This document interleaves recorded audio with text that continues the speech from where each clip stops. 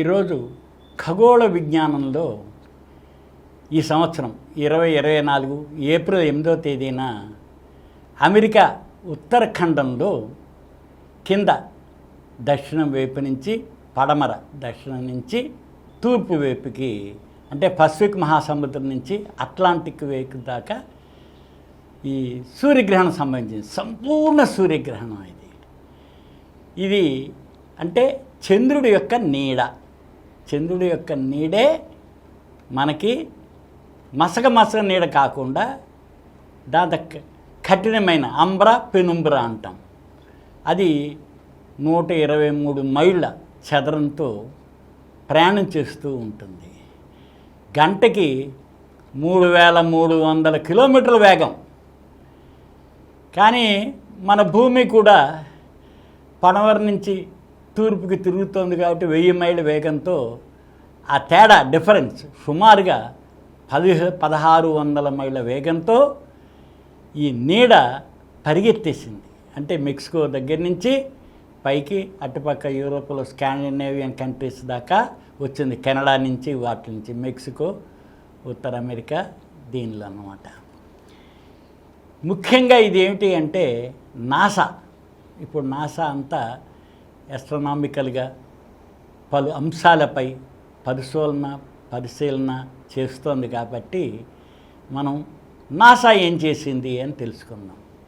మొట్టమొదటిగా ఏమిటి అంటే అసలు నక్షత్రానికి లైఫ్కి సంబంధం ఏమిటి అంటే సూర్యుడికి భూమికి గల సంబంధం ఏమిటి, అందులో ముఖ్యంగా లైఫ్కి సంబంధించి మనకి ఇక్కడ వచ్చే రేడియేషన్ అంటే వేడి వెలుతురు రకరకాలుగా microwaves, ultraviolet Revs, infrared Revs, visible non visible ఇవన్నీ స్పెక్ట్రమ్ అంతా ఏమిటి అని తెలుసుకోవడానికి దాని పరిణామాలు ఇవన్నీ కూడా తెలుసుకోవడానికి ఈ పరిశోధనలు జరుగుతాయి.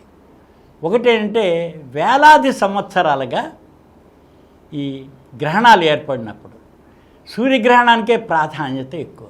ఎందుకని చంద్రుడు సూర్యుడిని కప్పిపుచ్చుతాడు, ఆ నీడలో నుంచి మనం చూస్తాం పైకి, దాన్ని సూర్యగ్రహణం అంటాం. భూమి యొక్క నీడలోకి చంద్రుడు వచ్చినట్టయితే అది చంద్రగ్రహణం.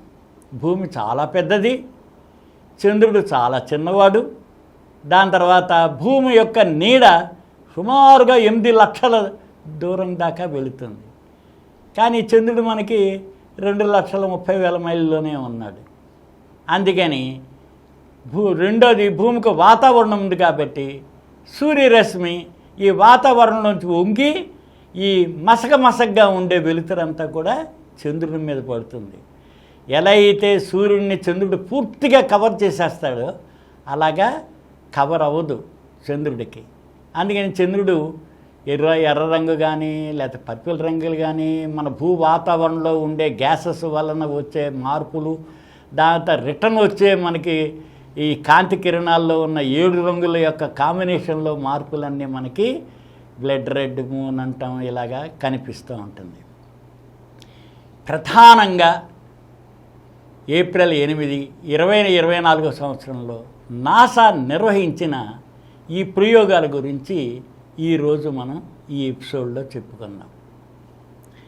ఒకటి ఏంటంటే ఈ ఎప్పుడైతే సూర్యగ్రహణం అంటే నీడ చంద్రుడి యొక్క నీడ అమెరికాని టచ్ చేసిందో ఖండాన్ని అంటే పసిఫిక్ మహాసముద్రంలో చూస్తుంది, వెంటనే జెట్ ఫైటర్లు ఆ నీడ మీద ప్రయాణం చేసే త్రూఅవుట్ ద జెట్ ఎక్కడైతే నీడ పడిందో ఆ నీడ ఉన్నంత భాగాన్ని విమానాలు ఎక్విప్మెంట్ పెట్టుకుని పరిశోధన చేయడానికి ఎక్కువ టైం.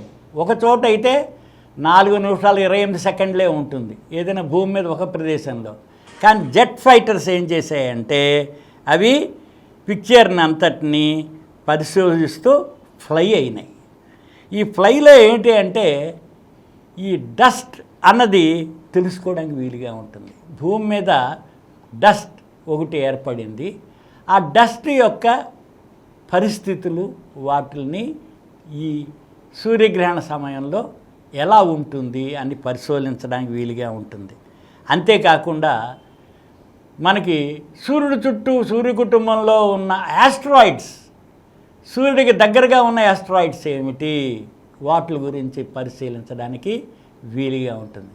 ముఖ్య కారణం ఏంటంటే చంద్రుడి యొక్క సైజు 400 రెట్లు చిన్నది, చంద్రుడి కంటే సూర్యుడు 400 రెట్లు పెద్దది.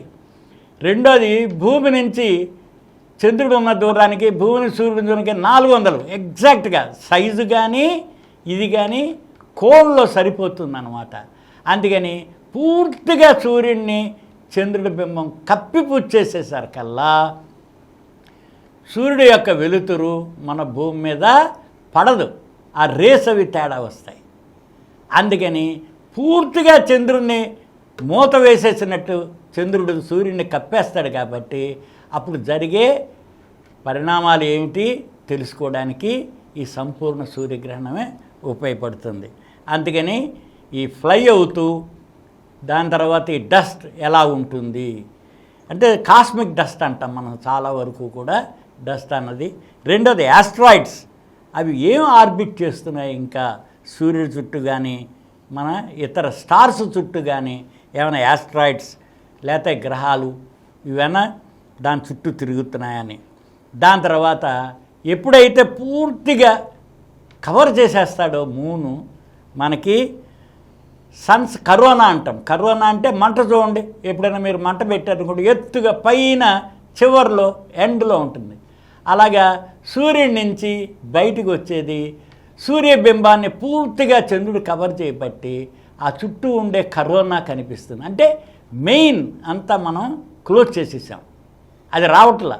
ఆ కరోనాలో ఏం కెమికల్స్ ఉన్నాయి, అక్కడ జరిగే రియాక్షన్ ఏమిటి, వాటి పరిస్థితులు ఏ రకంగా అక్కడ ఏమేమి ఉన్నాయి అని కరోనాని పరిశీలించడానికి చాలా ఉపయోగపడుతుంది. వెరీ ఫ్యూ మినిట్స్, మ్యాక్సిమం ఉండదు, మినిమం సెకండ్సే.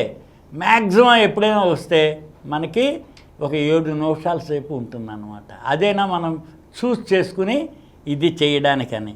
ఇప్పుడు మనం ఎగ్జాక్ట్గా ఎలా కనుక్కోగలుగుతున్నామంటే నాసా వాళ్ళు, అమెరికన్స్ మూన్ మీదకి వెళ్ళినా, సోవియట్ రష్యా వాళ్ళు వెళ్ళినా వాళ్ళు ఈ రాడార్లు వదిలిపెట్టి వచ్చారు అక్కడ. మనం ఈ రాడార్ సిగ్నల్స్ పంపించి తెచ్చుకోబట్టి మూన్కి భూమికి దాని సైజు కానీ డిస్టెన్సులు కానీ వాటి యొక్క ఎగ్జాక్ట్ పొజిషన్స్, అలాగే సన్ యొక్క పొజిషన్స్ ఈ రాడార్ టెక్నాలజీ ద్వారా తెలుసుకోగలుగుతున్నాం. అందుకని ఖచ్చితంగా భూమి మీద కూడా మనం ఏ ప్రదేశాన్ని నుంచి ఏ ప్రయోగానికి మనం సెలెక్ట్ చేసుకుని ప్రయోగం చేయడానికి అవకాశం ఉంటుందో అవన్నీ తెలుసుకుంటాం. అందుకని సన్స్ కరోనా దానిలో ఏంటి, అక్కడ దానిలో మాస్ ఇజెక్షన్, ఒక పెద్ద మంట మండేటప్పుడు పైన మీరు చూస్తుంటారు కట్టెపొయ్యలకి తగిన బొగ్గులకు పోయిన వాటిలోంచి గ్యాసులు వస్తుంటాయి. ఇంకా అసలు మాస్ ఇజెక్ట్ అవుతూ ఉంటుంది సూర్యుడి నుంచి. పెద్ద పెద్ద ఫ్లేర్స్ ద్వారా, సోలార్ ఫ్లేర్స్ అంటాం, అవి తెలుసుకోవడానికి మాస్ ఎజెక్షన్, దానిలో ఏమున్నా ఏం కెమికల్స్ అన్నీనని. అలాగే ఇంతే కాకుండా ఈ సూర్యుడి యొక్క ప్రభావం హ్యామ్ రేడియోస్ మీద ఉంటుంది. అందుకని వరల్డ్ వైడ్గా హ్యామ్ రేడియో వాళ్ళందరినీ మీరు చిట్ చాట్ చేయండి before and after and during. దీనిలో ఏం మీరు కనిపెట్టారు, ఏం తేడా వచ్చింది, రేడియో కమ్యూనికేషన్ దెబ్బతినిపోతుంది. ఐనోస్పియర్లో చాలా మార్పులు వస్తున్నాయి. ఈ ఐనోస్పియర్లో వచ్చే మార్పుల్ని మనం ఎలా గుర్తిస్తాము? అందుకని హ్యామ్ రేడియో వాళ్ళని పూర్తిగా బిఫోర్, ఆఫ్టర్ అండ్ డ్యూరింగ్ కంటిన్యూస్గా ఎంత దూరం మీరు కమ్యూనికేట్ చేసుకోగలిగారు, లేకపోతే ఎంత దూరం తగ్గిపోయింది.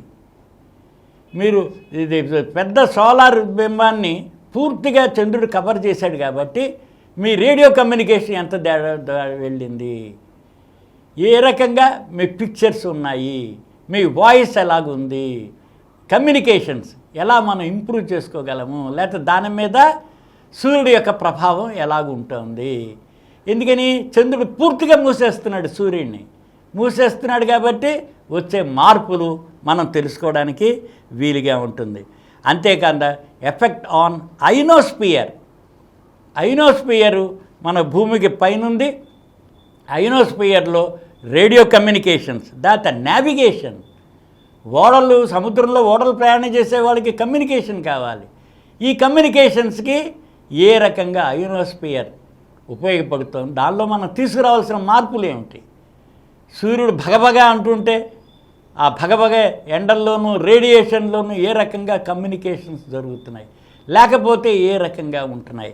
అందుకని చెప్పి ఈ అయోనోస్పియర్ మీద ఎఫెక్ట్స్ ఆన్ అయోనోస్పియర్ ఎలా ఉంటుంది అది స్టడీ చేయడానికని. అలాగే సోలార్ రేడియేషన్ రెగ్యులర్గా నిప్పులు కక్కుతోంది అంటుంటాం మనం సూర్యుడు. అలాంటిది చంద్రుడు పూర్తిగా మూసేస్తున్నాడు కాబట్టి సోలార్ రేడియేషన్లో వచ్చే మార్పులు ఏమిటి, అందుకని దాని తర్వాత ఇవి తెలుసుకోవడానికి చాలా ఉపయోగం ఉంటుంది. స్పెషల్గా ఉండేది కానీ కాంట్రాస్ట్ కానీ వెదర్, స్పేస్ వెదర్. ఇప్పుడు సూర్యుడిని పూర్తిగా చంద్రుడు కప్పేసేసరికల్లా స్పేస్లో వెళుతాం, మన స్పేస్ క్రాఫ్ట్స్ వెళ్తున్నాయి. వాటి కండిషన్ని, వాటి వెదర్, చంద్రుడి మీద ఎలా ఉంటుంది, చంద్రుడి యువతల పక్క ఎలా ఉంటుంది, ఇవన్నీ కూడా మనం స్పేస్లో ట్రావెల్ చేసేటప్పుడు ఈ వెదర్ కండిషన్స్ని తెలుసుకోవడానికి వీలుగా ఉంటుంది.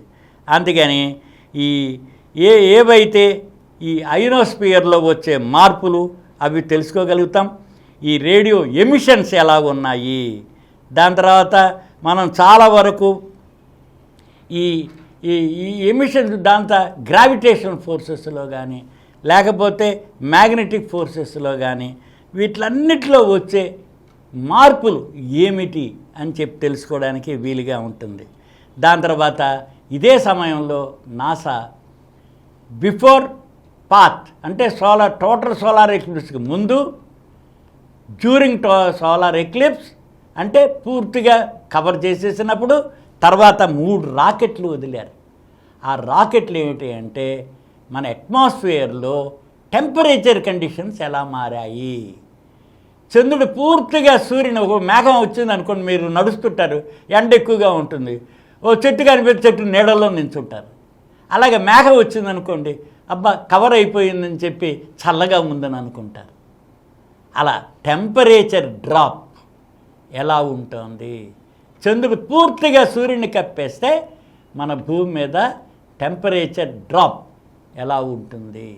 ఏంటంటే ఇవన్నీ తెలుసుకోవడం చాలా అవసరం భూమి మీద లైఫ్కి, మన లైఫ్ ఎగ్జిస్టింగ్ అనమాట. ఇది కాక సిటిజన్స్కి అంటే వ్యక్తులు, వాళ్ళు వ్యక్తుల మధ్యన ఉండే సంభాషణలు, బిహేవియర్లు, యానిమల్, బర్డ్, ఆక్వాటిక్ యానిమల్స్, లేకపోతే ఇది లైఫ్ అంతా ఏ రకంగా జరుగుతుంది, ప్రభావం ఎలాగుంటుంది, ఇవన్నీ వాలంటీర్ చేయమంది. వరల్డ్ వైడ్గా ఎంతోమంది యూత్ వాలంటీర్ చేశారన్నమాట. ఇవి అబ్జర్వ్ చేయడం. ఇప్పుడు ఒక్కసారి చంద్రుడు సూర్యుడిని కప్పేసేసరికల్లా పక్షులు ఎలా బిహేవ్ చేశాయి, గూడుకు వచ్చాయా, లేకపోతే యానిమల్స్ ఎలా బిహేవ్ చేశాయి, దాని తర్వాత సముద్రంలో వేటకెళ్ళారు, ఆ చేపలు ఏమైనాయి, లేకపోతే తిమింగిలాలు లాంటివి ఎలా బిహేవ్ చేసినాయి, అది ఒక్కసారి చేశారు. ఇదంతా ఫ్యూ మినిట్సే జరుగుతుంది, సెకండ్సే. అయినప్పటికీ యానిమల్స్లోనూ ఈ లైఫ్లో వచ్చేది. ఇప్పుడు ఏంటంటే ముఖ్యంగా మనకి ఈ సోలార్ ఎక్లిప్స్ వలన మనం తెలుసుకోగలిగేది ఒకటి, ఈ లైఫ్ బిట్వీన్ స్టార్ ఇంకా ఇతర స్టార్లు. అప్పుడు ఏమవుతుందంటే మనకి గెలాక్సీలో ఉన్న ఇతర స్టార్స్ని కూడా స్టడీ చేస్తాం, ఇతర ప్లానెట్స్ని కూడా స్టడీ చేయడానికి వీలుగా ఉంటుంది. అందుకని ఇట్ ఈజ్ నక్షత్రానికి లైఫ్కి ఉన్న సంబంధం మెయిన్గా తెలుసుకోవడం వీలుగా ఉంటుంది. ఇది అనాదిగా వస్తున్నవి. ఇంకోటి ఏంటి అంటే పూర్వీకులు వాళ్ళు అబ్జర్వ్ చేసినవి, పూర్వీకులు వాళ్ళు అబ్జర్వ్ చేసినవి వెరిఫై చేసుకోవడం. ఐన్స్టీన్ చెప్పాడు, పెద్ద మాస్ ఉన్నట్లయితే సూర్యుడికి అవతల ఉండే నక్షత్రాన్ని మీరు చూస్తే అది బెండ్ అవుతుంది, అక్కడ ఉండదు అని 1910లో ఐన్స్టీన్ చెప్తే 2010లో కానీ కనుక్కోలేకపోయారు. అందుకని ఇలాంటివి నిజమే. సూర్యుడి నుంచి పాస్ అయి వచ్చేప్పుడు నక్షత్రాలు అవి బెండ్ అవుతున్నాయి, వాటి పొజిషన్లు మారుతున్నాయి అని చెప్పి తెలుసుకోవడానికి వీలుగా ఉంది. సో దీన్ని మనం దృష్టిలో పెట్టుకొని ఎవరో ఒక గెలాక్సీకి అవతల నుంచి కానీ లేకపోతే నెబులాలో వస్తున్న ఇతర గ్యాసెస్లో కానీ దాని తర్వాత నిత్యం తెలుసుకోవడానికి వీలుగా ఉంటుంది. అందుకని పాత ఎక్స్పెరిమెంట్స్ని ఎప్పుడూ రిపీట్ చేస్తారు. పాత ఎక్స్పెరిమెంట్స్ని రిపీట్ చేస్తూ ఉండబట్టి మనకి తెలుస్తూ ఉంటుంది. ఈ రకంగా ఏప్రిల్ 8, 2024లో వచ్చిన సోలార్ ఎక్లిప్స్ ద్వారా నాసా ఎక్స్పెరిమెంట్స్ కొన్ని చేసింది.